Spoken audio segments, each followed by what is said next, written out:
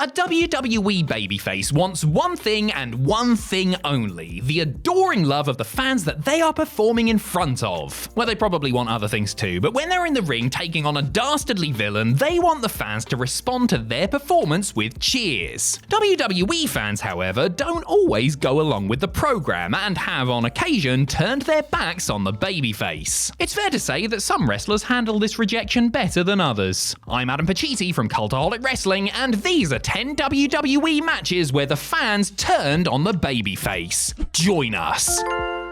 Number 10, The Rock vs. Brock Lesnar at SummerSlam 2002.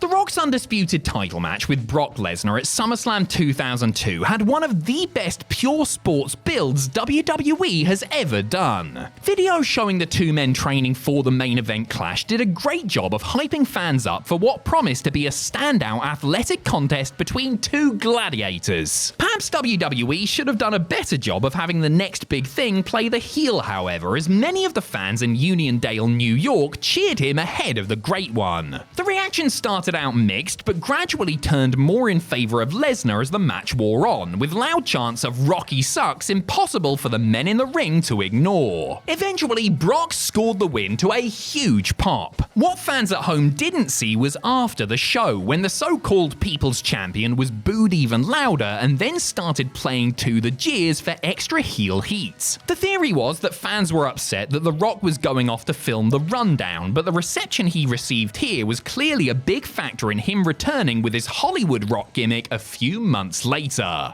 Number 9, Goldberg vs. The Rock at Backlash 2003.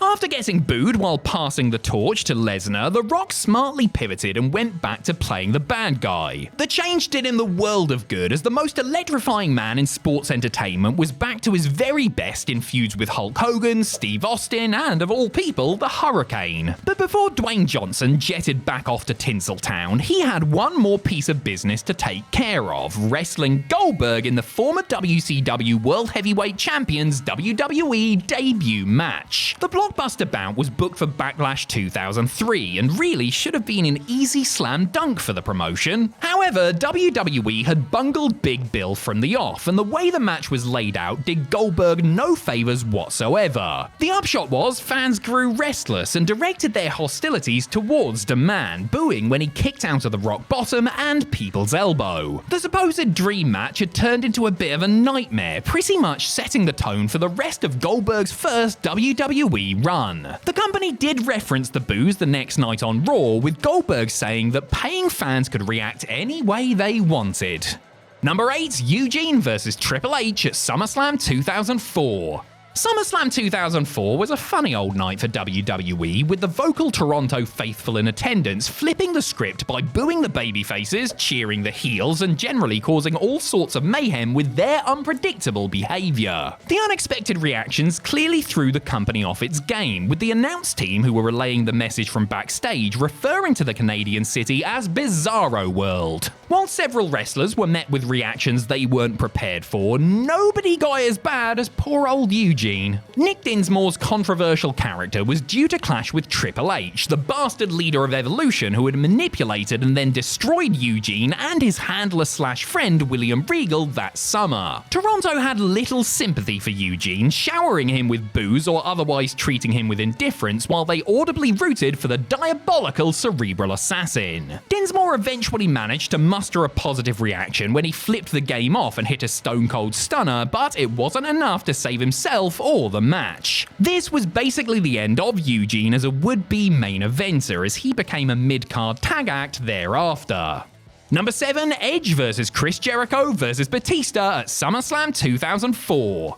Well, it would be remiss of me if I didn't mention one other match from SummerSlam 04. In the pay-per-view's fourth outing, Edge defended his Intercontinental title against Chris Jericho and Batista. And if you think that simply being a local hero was going to stop the Toronto crowd from voicing their opinion, well, have I got news for you. Edge had not long since returned from a major neck injury, and though he held the IC strap, it's not lying to say that his character's direction was frankly pretty aimless. He was a standard good guy who had had no motivation and didn't come across like the badass WWE were trying to present him as. At SummerSlam, Edge was booed against Y2J, the more popular Canadian, and The Animal, who was starting to garner a smattering of babyface reactions. Hey, perhaps the Toronto fans were resentful of Lillian Garcia's mention of Edge being the hometown guy before she introduced him and wanted to throw the manipulation back in WWE's faces. Adam Copeland decided to play into it, giving heelish facial expressions as the crowd turned on him. It wouldn't be too long until Edge turned heel proper and became the rated R superstar, giving his career a much-needed momentum boost. Number 6, Edge vs Rey Mysterio at Royal Rumble 2008. Given his experience in Toronto at SummerSlam 04, I'm pretty sure Edge sympathised with his opponent at the 2008 Royal Rumble. The Ultimate Opportunist was defending his World Heavyweight title against the ultimate underdog and, let's be honest, the consummate babyface Rey Mysterio. Yes, that's Rey Mysterio, the lovable masked high flyer who never hurt anyone. Well, except for all those baddies he had 619'd in the face, but they started it, didn't they? For whatever reason, the fans in Madison Square Garden that night turned against Mysterio hard, pelting him with boos. Or were they saying booyaka, booyaka? I was saying booyaka. No, they were definitely booing him, which you would have to put down to the MSG crowd being more heavily populated by adults who possibly resented Rey's kid-friendly ways and gravitated more towards the nefarious rated R superstar. Rey had encountered some resistance in the years prior when a section of the fan base felt like he was being pushed too hard because of his association with the late Eddie Guerrero, but this was flat out hostile. And what did Rey really do to deserve it? It's not like Daniel Bryan had even been invented yet. Number 5, Batista at Royal Rumble 2014. See that nice little segue I did just there? That's why I get paid the big bucks, baby. The 2014 Royal Rumble was another night to forget for Rey Mysterio, who was being booed out of the building when entering the match at number 30 for the crime of not being Daniel Bryan. Poor Rey took the brunt of it, but it's also worth remembering that the ire of the Pittsburgh fans was also turned towards Dave Batista. Big Dave was supposed to be the returning hero, wrestling his first match in close to 4 years after going off and making himself something of a movie star.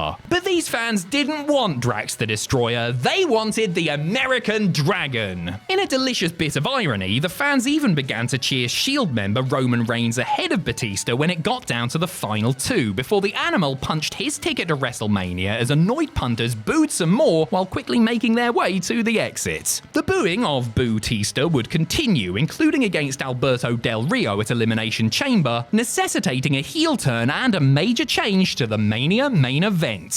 Number 4, Shawn Michaels vs Sycho Sid at Survivor Series 1996.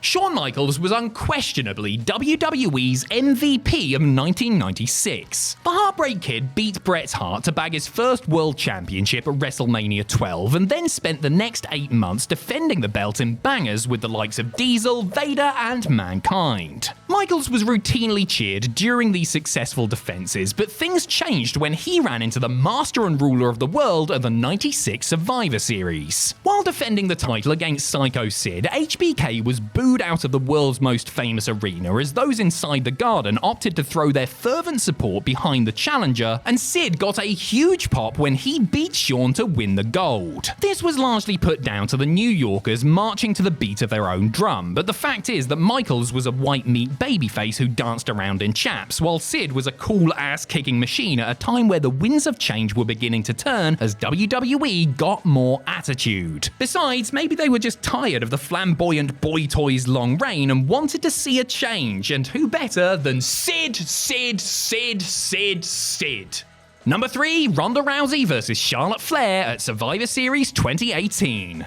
It all started so well for Ronda Rousey. The former UFC star was embraced by the WWE universe from the get-go and had an in-ring debut for the ages as she and Kurt Angle beat Triple H and Stephanie McMahon in the best match at WrestleMania 34. Somewhere along the way, however, fans began to resent Rowdy Ronda. The Raw Women's Champion was battling SmackDown Charlotte Flair at Survivor Series 2018 for brand supremacy, no less, so the stakes were certainly high when the Los Angeles crowd gave the baddest woman on the planet a piece piece of their mind. The match ended in a DQ when the Queen brought out a kendo stick before proceeding to violently beat Rousey down in what was supposed to signal a heel turn. Unfortunately, the fans who wanted to see Becky Lynch but weren't able as the man had been replaced after getting Nia Jaxed on the previous Raw, absolutely cheered the onslaught and then booed Ronda when she went for the sympathetic exit. Rousey, a Pro Wrestling rookie, remember, was clearly distraught by the crowd's response, which included chants of "Thank you, Charlotte!"